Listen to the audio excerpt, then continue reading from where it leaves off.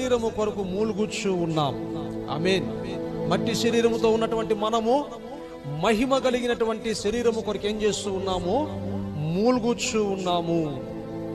సీతాకోక చిలుకను మనం చూస్తే అది మొదటిగా ఒక పురుగది. ఆ పురుగులో నుంచి ఆ తర్వాత ఏంగా వస్తున్నది? సీతాకోక చిలుకగా వస్తూ ఉన్నది.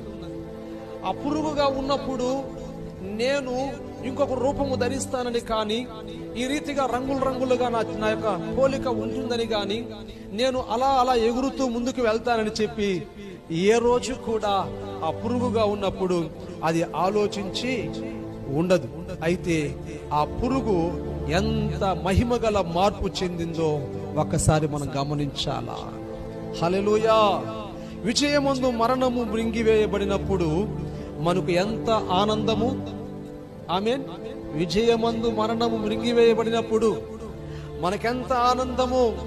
ఎందుకంటే క్షయమైనది అక్షయమును, మర్త్యమైన ఈ శరీరము అమర్త్యమును ధరించుకునే దినము రాబోతూ ఉన్నది. దేవునికి స్తోత్రాలు చెప్పాలా. హల్లెలూయా.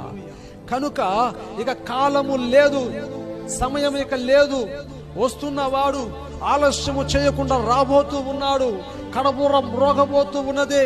నీవెటువంటి స్థితిలో ఉన్నావు ఈరోజు? ఆ స్వరం వినడం